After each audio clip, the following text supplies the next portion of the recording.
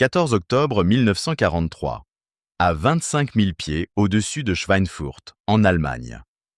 Le sergent technicien Robert Bobby Mitchell a plaqué son visage contre le plexiglas gelé, au poste de mitrailleur de sabord de son B-17.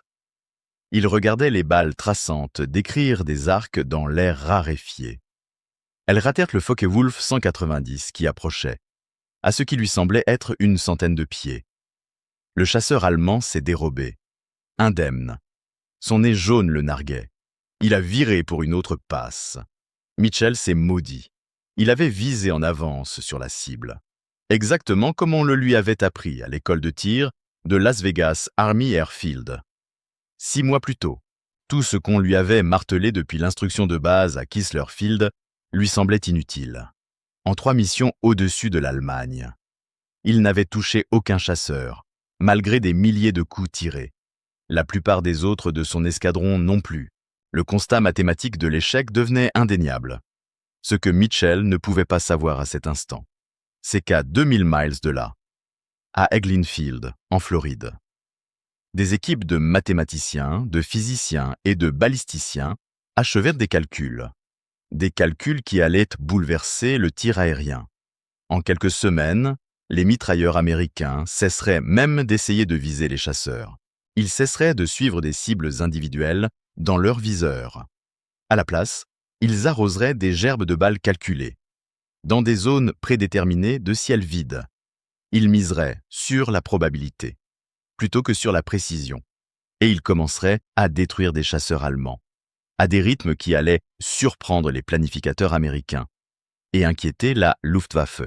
La crise avait éclaté le 17 août 1943, quand 376 B-17 Flying Fortress de la 8e Air Force ont lancé une double frappe contre l'usine Messerschmitt de Regensburg et contre les usines Vital de roulement à billes de Schweinfurt. Au coucher du soleil, 60 bombardiers étaient abattus, la plupart sous des attaques de chasseurs implacables, qui avaient duré des heures. 95 autres sont revenus si endommagés qu'ils ne voleraient plus jamais. Plus de 600 aviateurs étaient morts, blessés ou portés disparus. Les mitrailleurs survivants ont revendiqué le chiffre sidérant de 288 chasseurs allemands détruits, avec 27 probables. Après la guerre, l'examen des archives de la Luftwaffe a montré que le nombre réel n'en était qu'une fraction. Ce gonflement des victoires n'était pas une simple exagération. C'était le brouillard du combat, face à des problèmes de tir presque impossibles. Le sergent-chef, William Crossman, du 7th Bomb Group, l'un des rares mitrailleurs à avoir détruit un assaillant ce jour-là avec certitude, a écrit dans son rapport après action: « J'ai tiré sur 12 appareils différents pendant la mission. Je suis certain d'en avoir détruit un. Je l'ai vu exploser et le pilote se jeter hors de l'appareil. Pour les 11 autres, autant lancer des pierres. Mes traceurs les suivaient à travers le ciel, mais ne semblaient jamais les toucher.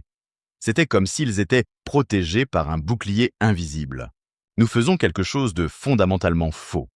Les racines du problème remontaient à l'entre-deux-guerres. Des théoriciens de l'aviation américains, influencés par Giulio Douhet, promettaient que le bombardement de précision en plein jour pouvait gagner les guerres. Le B-17, qui a volé pour la première fois en 1935, avait été conçu autour de cette idée. Il était hérissé de mitrailleuses de calibre 50, créant des champs de tir qui se chevauchaient. Sur le papier, aucun chasseur ne pouvait percer. Des formations serrées tisseraient une haie de balles impénétrables. C'était une théorie élégante, testée à Maxwell Field et à l'Air Corps Tactical School, et elle coûterait des milliers de vies avant d'être corrigée. Le lieutenant-colonel Harold Bowman, qui dirigeait l'entraînement au tir flexible à Las Vegas, a compris la faille dès janvier 1942. Nous formons nos mitrailleurs à tirer au fusil à 300 yards, alors qu'ils ont besoin de tirer au fusil de chasse à 30 pieds, écrivait-il dans une note classifiée. Nous appliquons le tir de précision du 19e siècle au combat aérien du 20e siècle. La physique donnait raison. Un Messerschmitt Bf 109 attaquant de face à 12 heures pouvait produire une vitesse de rapprochement de 600 miles à l'heure, environ 880 pieds par seconde. Un mitrailleur avait peut-être 2 secondes entre l'identification et le dégagement. Une balle de calibre 50 quittait le canon à environ 2800 pieds par seconde au niveau de la mer. Mais à 25 000 pieds, l'air plus mince modifiait la vitesse et la trajectoire. La balle décrivait une courbe dans l'espace. Le bombardier et le chasseur se déplaçaient en 3 dimensions, à des vitesses et à des angles différents. Ajoutez la vitesse du bombardier, la gravité, le vent, la température et la parallaxe entre la visée et la bouche du canon. Le mitrailleur faisait face à un problème avec tant de variables que même un ordinateur moderne aurait transpiré. Le sergent technicien James Morrison du 94th Bomb Group, professeur de mathématiques avant la guerre. Il a tenté de le résoudre à la force brute dans son carnet. Page après page d'équations. Elle se terminait sur un gribouillis rageur. Nous demandons à des garçons de ferme de l'Iowa et à des ouvriers d'usine de Détroit d'être des machines à calculer. Ce n'est pas seulement difficile, c'est impossible. Puis l'improvisation sur le terrain a donné un indice. Master Sergeant Anthony Kowalski, un mitrailleur de tourelle ventrale de petite taille du 92e Bomb Group, avait renoncé au tir visé traditionnel après sa 5e mission. Recroquevillé dans cette sphère en plexiglas, avec pour seul rempart une coque fine entre lui et 25 000 pieds trame d'air, il lança ce qu'il appelait la méthode du tuyau d'arrosage. Quand les chasseurs approchaient, il arrosait de balles leur trajectoire prévue. Il faisait courir ses traceurs comme l'eau d'un tuyau à haute pression. Il saturait l'air et laissait les Allemands s'y engouffrer. Le 6 septembre 1943, au-dessus de Stuttgart, il a abattu 2 Bf-110 en 4 minutes et en a endommagé un 3e. « Je ne les visais pas au sens habituel, dit-il aux officiers de débriefing. Je me contentais de saturer l'air là où ils devaient repasser et je les laissais se suicider sur mon rideau de balles. » Le major William Baker, ancien professeur de physique au MIT, dans la section de recherche opérationnelle de la 8e Air Force, l'a remarqué. Son équipe, calquée sur les groupes britanniques qui avaient révolutionné la lutte anti-sous-marine, a épluché les films des caméras de tir et a tracé la géométrie des attaques. Leur rapport du 15 septembre était sans détour. Les mitrailleurs les plus efficaces n'étaient pas les meilleurs au suivi traditionnel. C'étaient ceux qui tiraient le plus de munitions, le plus vite, dans les axes d'approche probables, sans se soucier des notions classiques de précision. Le saut théorique est venu du capitaine Robert Lindsay, un actuaire maigre et nerveux en uniforme. Au quartier général de la 8e Air Force, à High Wycombe, il s'est adressé à une salle où se trouvait le général Ira Eaker. L'assurance, c'est gérer la probabilité, a-t-il commencé. Abattre des chasseurs aussi. On ne peut pas prédire ce que fera un seul pilote allemand, mais on peut prédire ce que font les chasseurs, pris ensemble. Ils approchent par des angles qui maximisent la puissance de feu et la survie, à des vitesses que la physique impose. Et ils se dégagent comme l'aérodynamique l'exige. Si l'on cartographie ces schémas, on peut prévoir où un chasseur a le plus de chances d'être. Pas précisément où sera un appareil particulier. Nous n'avons pas besoin de viser les avions. Nous devons remplir de balles les zones de probabilité maximale et laisser les statistiques tuer. Les sceptiques se sont hérissés. Le colonel William Hall, instructeur de tir toute sa vie, a parlé d'hérésie. Mais Eaker, à court d'options, a autorisé des essais à Eglin. Pendant 6 semaines, des techniciens ont tiré des millions de coups au-dessus du Golfe, sur des drones radiocommandés et sur des cibles remorquées. Ils ont comparé un tir suivi avec précision, un tir en zone préétablie et un tir distribué et coordonné, où plusieurs canons se chevauchaient pour saturer des couloirs d'approche probables. Les résultats ont été clairs. Le tir visé traditionnel donnait un taux de coup au but d'environ 0,5%. Le tir en zone montait à plus de 4%, environ 8 fois mieux. Le tir distribué améliorait encore les chances de survie en comblant les intervalles entre les navires. Le colonel Curtis LeMay, alors commandant de groupe, en saisit aussitôt la portée.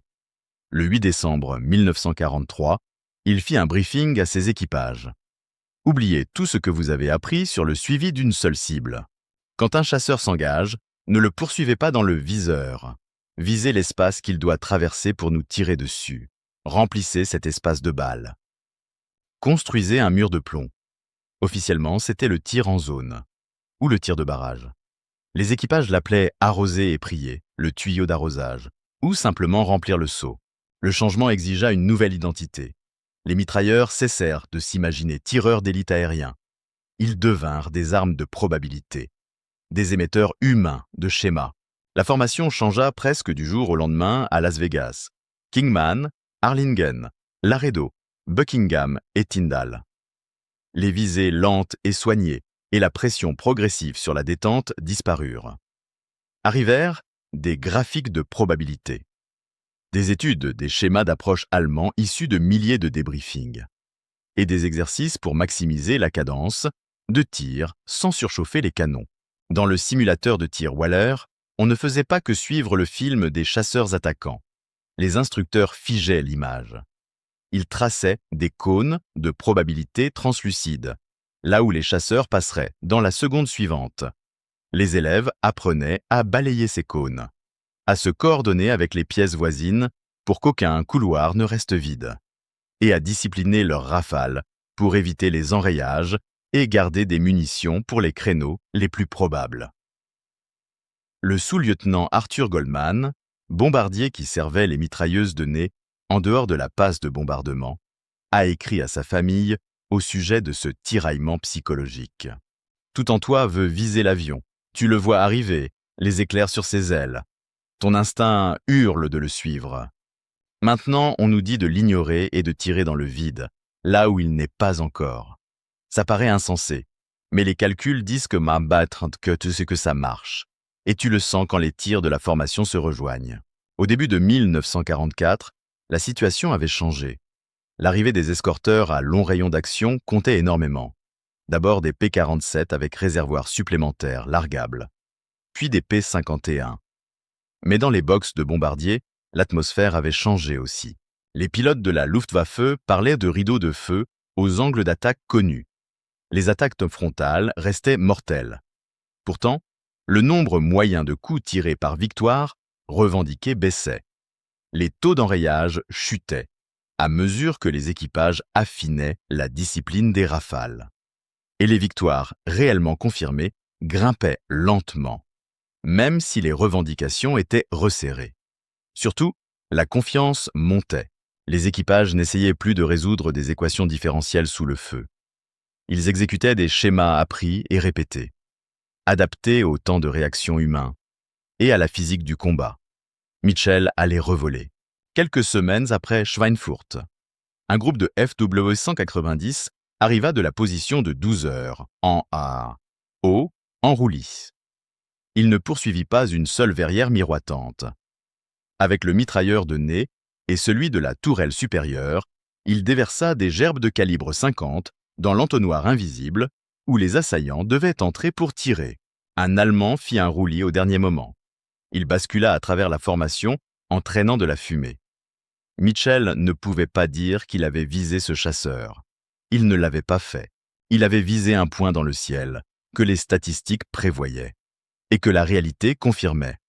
Cette révolution violait tous les principes de tir enseignés depuis la naissance de la poudre à canon, et elle a sauvé des vies, en transformant l'adresse au tir en mathématiques, l'instinct en schéma et l'air vide en géométrie mortelle.